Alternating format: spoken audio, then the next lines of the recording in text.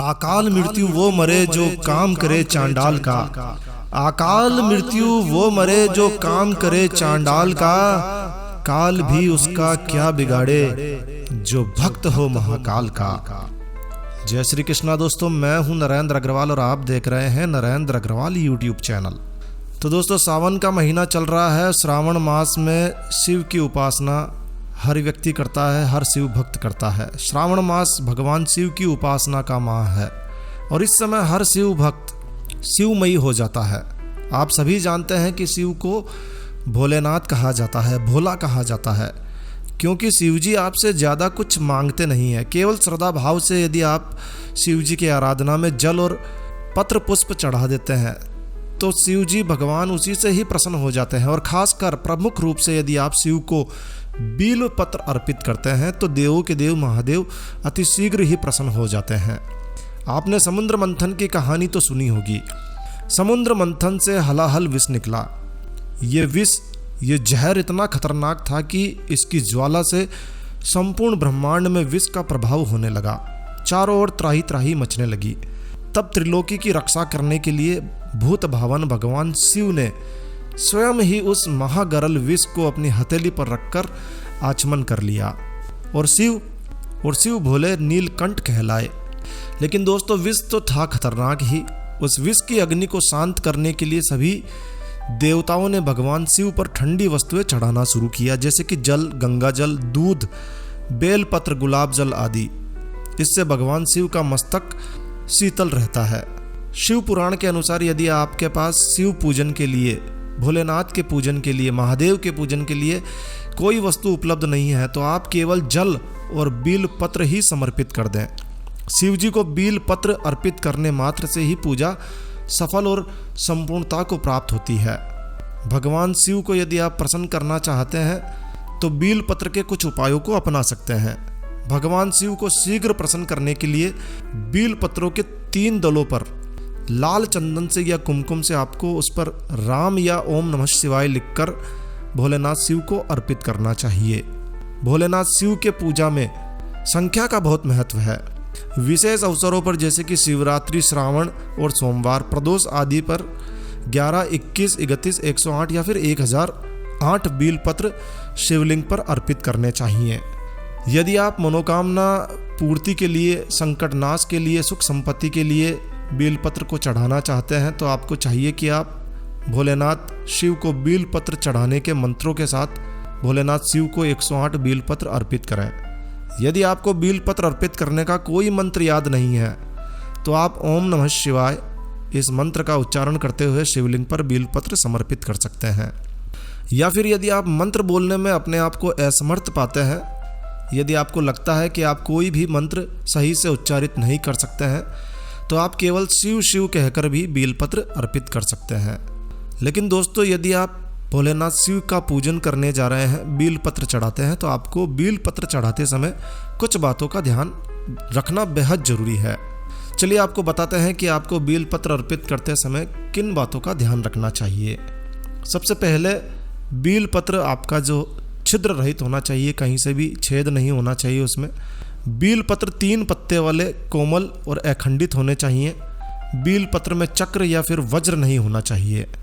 बीलपत्र में जो सफ़ेद सफ़ेद लगा रहता है उसे चक्र कहते हैं और डंठल में जो गांठ होती है उसे वज्र कहा जाता है। तो ये चीज़ें नहीं होनी चाहिए।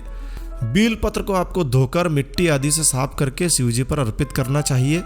और कुछ तिथियां ऐसी हैं जब बीलपत्र तोड़ा नहीं जाता है, तो ऐसी तिथियों में आपको बीलपत्र नहीं तोड़ना चाहिए। और उस समय यदि आपको बीलपत्र चढ़ाना है तो उस समय आप बासी सूखे बीलपत्र भगवान शिव को अर्पित कर सकते हैं। तो जिन तिथियों पर बीलपत्र तोड़ने की मनाही है उन बीलपत्र को आपको रख लेना चाहिए, पहले से तोड़ के रख लेना चाहिए, वो भी आप चढ़ा सकते हैं। बीलपत्र हमेशा अधोमुख यानी कि उल्टा चढ़ाया जाता है। चिकना भाग हमेशा शिवलिंग को स्पर्श करते हुए रहता है। इस तरह से आपको चढ़ाना चाहिए। और कुछ विशेष दिनों में, जिन विशेष दिनों में बीलपत्र नहीं तोड़ा जाता है, जिसमें चतुर्थी, अष्टमी, नवमी, चतुर्दशी और अमावस्या का दिन है। संक्रांति और सोमवार के दिन भी बीलपत्र नहीं तोड़ना चाहिए। लेकिन बीलपत्र शंकर भगवान को, भोलेनाथ को बहुत ही ज़्यादा प्रिय है, इसलिए जब ये तिथियां आए तो इनसे एक दिन पहले आप बेलपत्र तोड़ लीजिए, धोकर आप उसे चढ़ा सकते हैं। अगर आपको एक दिन पहले तोड़ना भूल गए हैं तो आप चढ़ाया हुआ बेलपत्र भी धोकर बार बार चढ़ा सकते हैं। उसका डंखल जरा सा तोड़कर आप फिर से चढ़ा सकते हैं। आपने सुना होगा कि रुद्राक्ष कई मुख वाले होते हैं। जिस तरह से रुद्राक्ष कई मुख वाले होते हैं, उसी तरह से बेलपत्र भी कई पत्तियों वाले होते हैं। बेलपत्र में जितनी अधिक पत्तियां होती है वो उतना ही अधिक उत्तम माना जाता है, उतना ही अच्छा माना जाता है।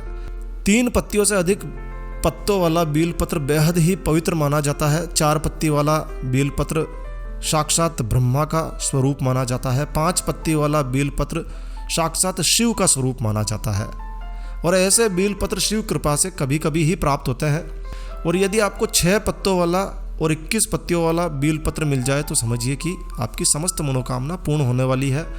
ये बेलपत्र खासकर नेपाल में ही पाए जाते हैं, काफ़ी दुर्लभ है, कभी कभार ही किसी वृक्ष पर लगते हैं। शास्त्रों के अनुसार बेलपत्र की उत्पत्ति कैसे हुई ये भी आपको बताते हैं। शास्त्रों के अनुसार बेलपत्र महालक्ष्मी जी के वक्ष स्थल से उत्पन्न हुआ था और ये महादेव जी को बेहद प्रिय है। वृहद धर्म पुराण में बेलपत्र की उत्पत्ति की एक छोटी सी कहानी मिलती है। चलिए आपको ये उत्पत्ति की कहानी भी शेयर करते हैं। इसके अनुसार बेलपत्र की उत्पत्ति माता लक्ष्मी जी के स्तनों को काटकर चढ़ाने के कारण हुई थी। लक्ष्मी जी भगवान विष्णु को पति रूप में प्राप्त करने के लिए देवों के देव महादेव शिव जी का घोर आराधना, घोर कठोर तप कर रही थी। और अंत में लक्ष्मी जी ओम नमः शिवाय इस पंचाक्षर मंत्र से एक सहस्त्र कमल पुष्प के द्वारा भोलेनाथ शिव का पूजन कर रही थी। तब शिव जी ने उनकी परीक्षा लेने के लिए एक कमल पुष्प चुरा लिया, यानी कि सहस्त्र कमल पुष्पों में से एक कमल पुष्प कम हो गया। भगवान विष्णु ने जब एक सहस्त्र पुष्पों से शिव जी की अर्चना की थी, उस समय भी भगवान शिव जी ने एक कमल चुरा लिया था। आपने वो कहानी भी सुनी होगी। चलिए इस कहानी को आगे बढ़ाते हैं। तो लक्ष्मी जी के सहस्त्र कमल पुष्पों में से एक कमल पुष्प कम हो गया। जब लक्ष्मी जी ने देखा कि एक कमल पुष्प कम है तो उन्होंने अपना बायां वक्ष स्थल काटकर शिव जी पर चढ़ा दिया, क्योंकि स्तन की उपमा कमल से की जाती है। और जब लक्ष्मी जी अपना दायां वक्ष स्थल भी काटने के लिए उद्यत हुई, तैयार हुई, तो शिव जी प्रकट हुए और लक्ष्मी जी से बोले, देवी तुम ऐसा मत करो, तुम समुद्र तनया हो। जैसा कि आप सभी लोग जानते हैं, भगवान शिव आदि शल्य चिकित्सक हैं। आदिकाल में सर्जरी, सबसे पहली सर्जरी भगवान शिव ने ही की थी। आपको पता होगा कि भगवान शिव ने गणेश जी को हाथी का और दक्ष प्रजापति को बकरे का मुख लगाया था। सबसे पहले सर्जन है। तो शिव कृपा से लक्ष्मी जी का बाया स्तन ज्यों का त्यों जुड़ गया। शिव जी ने लक्ष्मी जी को वरदान देते हुए कहा, हे समुद्र तनय, तुम्हारा मनोरथ पूर्ण होगा, भगवान विष्णु तुम्हारा वरण करेंगे। लक्ष्मी जी ने कटे हुए स्तन को पृथ्वी में गाड़ दिया, जिससे एक वृक्ष उत्पन्न हुआ। इस वृक्ष के 3 दल और गोल फल लगने लगे और वही वृक्ष बील वृक्ष कहलाया, बील पत्र कहलाया।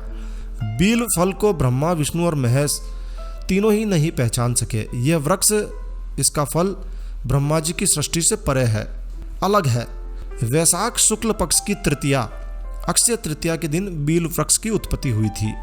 तो भगवान शिव ने प्रसन्न होकर माता लक्ष्मी जी से कहा कि बील वृक्ष तुम्हारी भक्ति का प्रतीक होगा।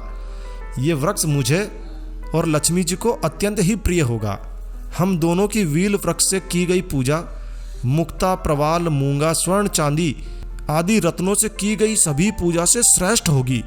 जैसे गंगा जल मुझे प्रिय है, उसी प्रकार से बील पत्र और बील फल के द्वारा की गई मेरी पूजा कमल के समान मुझे प्रिय होगी। बिना बील पत्र के मैं कोई भी वस्तु ग्रहण नहीं करूंगा।